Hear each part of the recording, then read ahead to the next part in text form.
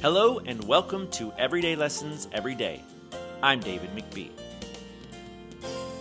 When I found myself going through a difficult time a few years ago, when my family was walking on eggshells around me because I was so filled with anxiety and anger, I decided I had to make a change before I lost them. That's when I turned to self-improvement books to work on myself and my relationships. After several months of reading every day and applying the everyday lessons I learned, I was able to go from grumpy to grateful. It was this journey that inspired me to write my book, Everyday Lessons Every Day. The power of personal development changed me, and I believe it can change the world. To that end, I invite everyday people to share their everyday lessons and how those lessons are changing their lives for the better. This week, I sat down with Brandy Peterson. Brandy, believe it or not, ran the daycare where my now 21-year-old son went when he was 3 years old. We haven't seen each other or really spoken in many years, but Brandy is a listener of Everyday Lessons Every Day, and so she reached out to let me know that she had a lesson to share. Now, I kind of love it when that happens because it validates my podcast concept that you don't have to be a celebrity or a self-help guru to have advice worth sharing. Secondly, it brings super cool people into, or in this case, back into my life, even if for only a short time. It's awesome to connect with people who believe in and embrace personal development. Anyway, Brandy has some great advice for those of you who tend to take on a little more responsibilities than you probably should, as well as some advice about launching those teenagers out on their own. This one is dedicated to all you super moms. This is episode 47, Become Increasingly Unnecessary. Well, good morning, Brandy Peterson. How are you? I'm well. How are you? I'm doing great. It's it's early, and I like early mornings. I like the sunshine. I like having my coffee, so I'm feeling pretty good. How about you? I'm the same. My son typically is an early riser, and I think teenagehood finally hit him. So I'm waking up all to myself now. I go outside and let the dog out for a minute, and it's sunny. It's so great. Yeah, that's awesome. Awesome. All right. Well, I am so grateful that you decided to be a guest on Everyday Lessons Every Day. I know you're a listener, which is pretty cool. You're one of the 12, so thank you for that. You're welcome. I keep sharing it, so hopefully we'll get it up to 15 at least, right? That's the goal. That's the goal. At least a baker's dozen. Let's get 13 listeners going. There you go. So all right. Well, why don't you tell everyone a little bit about who you are? Yeah, my name is Brandy Peterson. I am a wife of 20 years, coming up in about 4 weeks. Mom to three. My son is 15, and well, our son is 15. And our daughters are 17 and 19. And I run two child care centers in the Kansas City area, one in Kansas and one in Missouri. And how old are the kids in the childcare centers? So both of the current centers are infants through first grade, well, kindergarten really. We will take them as far as through the summer after their kindergarten year. So you're surrounded by littles all day, and then you come Yes. home and spend your weekends with three teenagers. Yeah. Well, two of them. One has already moved out. She Okay. is 19, and part of our journey has been that our job as parents is to equip them to launch. Like they've been hearing for years that, in doing our job well, your next step is to move on to a next step. You are always welcome, but, as parents, as people who, like, I left, I was 18 years old in all of 2 weeks and left and never went back. Um, the idea that my kids are leaving still is hard. The idea that we've launched one, still hard. Seeing her get to be 19, get to make those choices and hear our 17-year-old go, I'm 18 this year. I'm an adult. I giggle at what felt so big, and even now backing off the not backing off the change of the mom role when you are pushing towards launching children. Well, this is exciting because I may have something to learn here. Because, as you know from my other episodes, I have a 21-year-old who lives in my basement. Now, to be fair, I know that sounds awful, but to be fair, he pays rent, he pays his own car payment, he pays his cell phone bill, his insurance, he's doing all the adult things. Oh yeah, But because we had an apartment in the basement, it kind of made sense. And I like having him around. I don't need him to leave, you know? I'm selfish that way, but I kind of like having him here. that is fair. I mean, I see the one our daughter that is left. I get the privilege of seeing her because she works at my Shawnee location. Oh, okay. So she is our one of our 2-year-old teachers, and it's a both and for me. She's in Kansas City. By comparison, I left Minnesota and moved to Kansas, and my mother lost her mind, and I did for a little bit too. But in that, it's even before she left, even at like 16, 17, even with our two that are still at home, it really is this both and. I want you to go and make a difference in your community by pursuing what God puts on your heart that you are passionate about. But I want you to come home to visit. I want you to want to come back. I want you to know that you can come back, but that my job as a parent, my job as a leader, my job as a friend is to become increasingly unnecessary. I don't want you dependent on my and so it sounds like, he isn't. Like you've done all those really great things, right? We're paying rent, we're doing this, there is autonomy, but there's still that village mentality. Like it's a weird I want them to go experience things, and at the same time I'm like, but also still call and tell me when you get home safe. That's so true. It's like, Oh, go away, come back, go away, come uh-huh. back. I love you Mm. when you're sleeping, kind of thing. When they're little, right? Like Yep. you're exhausted. I mean, running a child care center, I see this with our parents, on the daily. They're in the throes of 0 to 5, and the parents that used to say as adults when my kids were little, you will wish they were this age forever. And I'm like, no, nope to the nope. I would take it back. I mean, it's been really cool and it's been a fascinating journey. But yeah, there's a reason I run childcare centers and the preschools, and getting to be loved on and getting to pour into parents and teachers and kids. Before we jump into your everyday lesson, I feel like I should volunteer to our listeners that you were running the daycare center when my 21-year-old was 3 years old. You were Yes. the teacher. That's how we met so long ago. Yes. Oh, I And I have a know. And very bold memory oh of boy. I was the one who always dropped him off, Yes. right? And for whatever reason, and he would cry every day and look out that tiny little window, and I was just heartbroken, right? I was just this is the worst. But we had chosen to work, and that was the choice we made, right? But the memory I have is of the day that he ran into your daycare center, didn't look out the window and cry, and just went to have fun. And I cried all the way to work. I was like, why Absolutely. isn't he crying? Why doesn't he need me? Right? Yeah, All right. Well, we should probably jump into your everyday lesson because we that's why should. people tuned in, not to hear us reminisce. So I know, right? Sorry. tell us where you found this everyday lesson and what it is. Yeah, so I actually made reference to it and said it already. My everyday lesson is actually my role in leadership and in parenting is to become increasingly unnecessary. I found this because I don't know if you've heard of the Enneagram or anything like that, but in personality assessments and different things, I default to being the helper in some way, in giftings, in all of the ways that you can do different assessments. It always comes back to enablement or helping or things like that. And helping is really cool until you overhelp.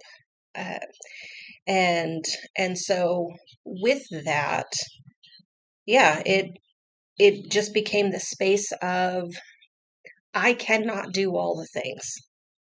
I am physically incapable of being more than one person, and yet my desire is always to be needed and necessary. With the needed and necessary, it came back to feeding some of my, if I'm needed and necessary, then I'm worthy of being loved or being a friend. And so finding the validity in that if I'm not necessary and if I'm not needed, and I want to reframe a little bit of that statement too, that I'm still worthy of being a friend, being a mom, being a leader, being loved because I'm important, just because of getting to be here. This sounds like a lesson that every single mother needs to hear, Yeah. and some fathers too. But Yes. I mean, I really feel like, I see those traits in moms. They Hmm. want to help, they want to be there, and they work so hard to be helpful that they sometimes forget to take care of themselves. Yes. So, where did you get this lesson from? Is it from a book or an experience or what? A series of experiences. I know there was a source at one point that I read it. Um, I'm definitely not trying to take credit for it.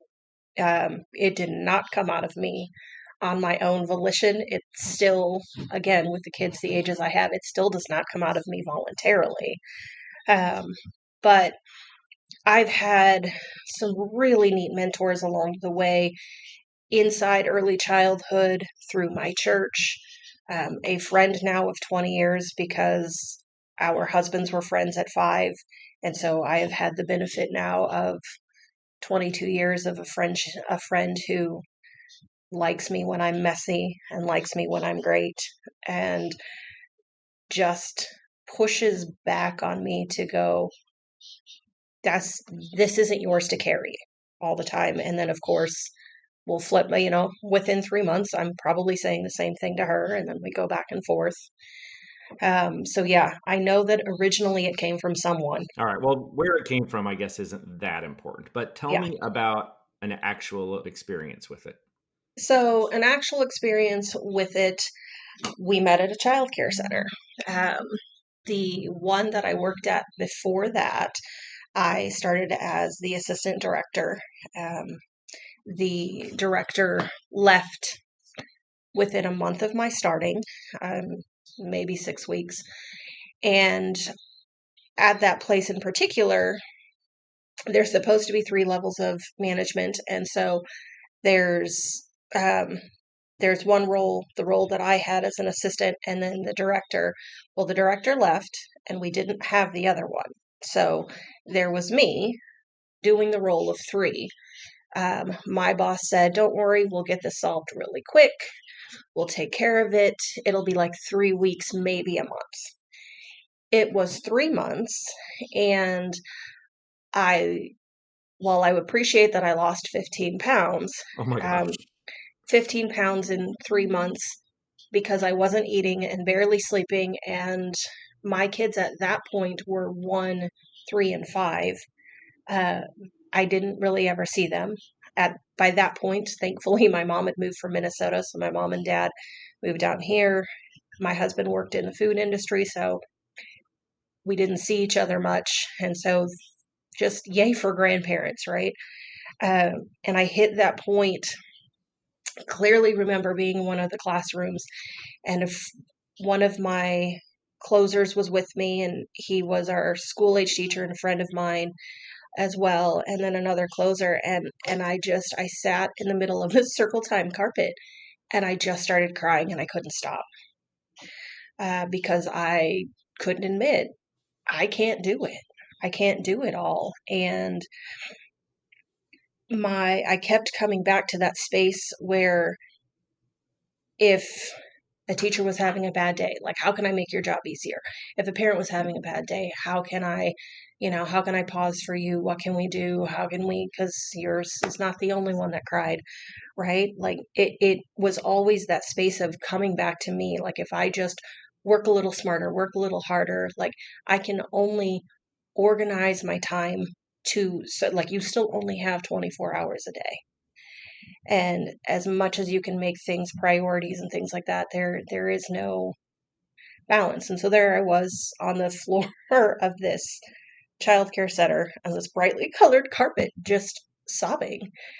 it was the beginning space of, oh, my job is to equip other people, and when I equip them, I get to become unnecessary in that specific thing, freeing me up for what I'm sure we've all heard, doing as leaders, doing the 10% that only I can do. It's really easy to wash dishes, and it's really easy to mop floors, and it's, and toys can be put away, and we can teach kids how to put away their things, because then in the midst of that, when I did get home, there was still our own dishes to do and our own dinners to cook, and and thankfully kindergarten homework wasn't hard, but it was still something. And I hate to admit, but my husband and our kids got leftovers for a long time because I was too busy seeking validity. So I imagine now you can look back on that and really see it with clear eyes and see what was happening. Yes. But I'm also going to guess that this wasn't some big epiphany that you immediately adjusted your actions and changed. Was it something that happened over time? Yes. So that was 13 years of learning this process and then taking on. So from there, they did hire somebody within the next couple weeks. I then moved out to the location where I got to meet you and Emily. I stayed there for a while, and then moved into the private childcare sector for a while. And so it's been a learning process along the way of, it's okay to share what I know, it's okay to share what I'm capable of, and it's okay to ask people to come alongside and do that. Like, it's it equips them when we teach our kiddos how to start by putting away their clothes, and then we move on to teaching them how to use the washing machine, and then we move on to, like, all of those things that we start with, putting away the silverware, and then we move on to putting away cups. Same idea. We're equipping those around us to be able to do those things. And how cool is it then that they gain a skill and I get a little bit more freedom, I guess, and breathing space. And like, I've laughed at along the way, like all of the memes and different things, or even friends that have genuinely complained they don't put the dishes in the dishwasher the right way. Okay, do they still get washed? Uh, yeah, yeah, that's one of those little picky things that I know I'm guilty of it. I'll take the dishes and move them around and reorganize them. But at the end of the day, if they're putting them in there, that's better than me putting them in there.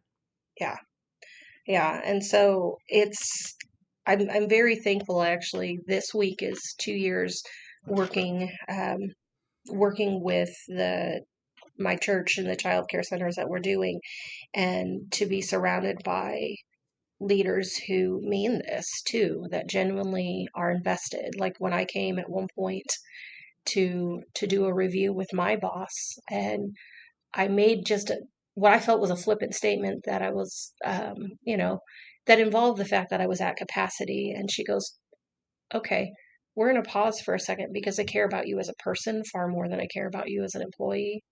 And so let's stop for a minute and let's evaluate what you just said." And so when I talked it out, she went, "Okay, so what are you doing that you weren't supposed to be doing?"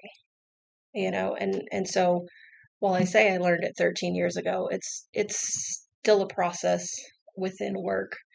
It's definitely still a process when you're, launching a 15-year-old and a 17-year-old and a 19-year-old, that I want them to do all of these cool things, and I have to remind myself they don't have to do it like I would. I was going to ask you to give the listeners advice so that they can get on this path too, right? But I think you just hinted at that advice with what your boss said to you.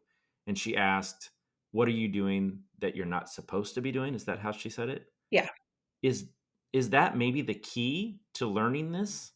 Yeah. I mean, it's that space of, am I really doing what only I can do? And not to, I mean, you know this well enough, not to get out of the space of, not only I can do that, so I'm sorry, I can no longer wash dishes, but really looking at that priority space, and for me in that, learning to value that stopping and putting space on my calendar deliberately for that has been important as Okay. well. Okay.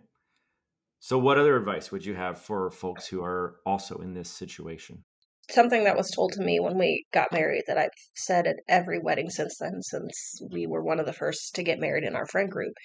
Continue to have friends. Your husband, your wife, your spouse, your other can't be everything to you. They can't hang your moon. And so have friends that will speak honestly to you in a way that honesty with love, truth with love, and want to push back. Like I said, my friend of 20 years will let me lament and give me some space, and then we'll go, okay, now what in everything you just lamented about is true, and what in everything that you lamented about do you need to address? So she's literally asking, what are you venting about and what do you need a solution about? Yeah, That's a brilliant friend right there, because so often, right. and I know I'm guilty of this. Emily will come home and just vent and I'll try to solve her problem, right? That's one of the things I have been working on forever. But I've started to learn that sometimes she's just venting and sometimes she just wants to get it off her chest. And Yeah. I'll wait and I'll say, is there anything I can do to help you? And the other day she said something interesting to me. She said, I think that just by listening, you just did. And I was like, hey, I'm starting to learn this. Yay! I get 10 Yes, points. yes. Um, Jake has learned to look at my face and say, do you want a solution or do you want me to listen? There you go. I'm good with either one of those things. Just tell me what my role is here. And if I'm crying, he's like, we're just gonna take a minute. You can feel That's a your good feels. man. That's a good Yeah, man. oh yes. Yeah, you can feel your feels and then we can dissect what we need to. Well, this is good stuff. I think a lot of people are really going to identify with being the helper that helps too much and overstretches themselves. And I think your advice is incredibly valid and helpful. So thank you for taking the time to come on the show and share that with the whole world. I appreciate you. You're welcome. All right, if somebody wants to get in touch with you or follow you, what's the best way for them to do that? Yeah, my email, I guess through work, would be Brandy at New City ELA as an early learning academy.com. Beyond that, I'm not really on socials. I'm not cool like that. Well, you're on LinkedIn. That's how we've been I am, chatting. yes, I am on LinkedIn. Forgot about that one. All right. Well, thank you so much for your time this morning. Thank you for sharing your story, You're and welcome. I look forward to seeing you in person at some point. Yay! That would be awesome. Thanks for letting me come and hang out with you this morning. Thank you so much. All right. Bye, All right. David. Bye bye. I really want to thank Brandy for being so honest and vulnerable. I've seen it happen so many times. People take on more than they can handle, and then they quietly shoulder the burden. I hope Brandy's story will help you to see that there is another path, that it's okay to push back a bit and to say no when you can, and to focus on the tasks that only you can do. If you're a helper like Brandy, then I know that's how you feel loved. But I also know that it can be overwhelming. So I hope some of the things that Brandy said will help guide your actions and free you up a bit so you have some more time for yourself. So there's your challenge. Equip those around you to take on the tasks that they are capable of doing. Or as Brandy says, become increasingly unnecessary. Let me know what happens when you implement this lesson by reaching out to me at everydaylessonseveryday.com. You can also purchase my book while you're there or learn about hiring me to speak about personal improvement at your upcoming event. If you like the stories brought to you by Everyday Lessons Every Day, please consider writing a review.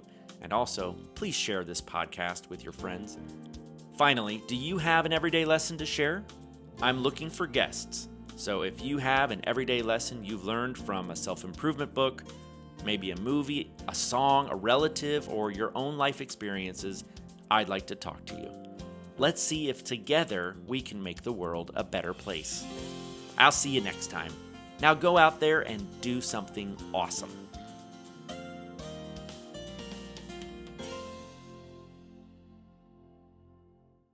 You're also why I love Wicked. So here you go. Oh, did I introduce you to Wicked? You gave me the soundtrack. You gave me half the soundtrack. What? Yeah. So I mentioned it, and I think you copied it or something, and you I would brought me. never. I would never. Never, never. Yeah.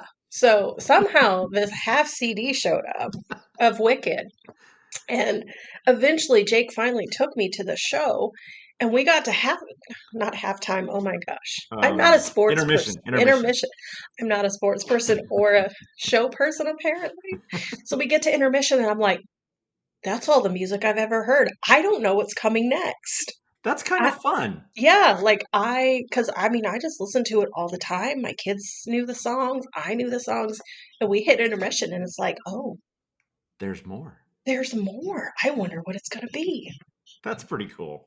That's pretty cool. So there you go. There's my David McBee memories.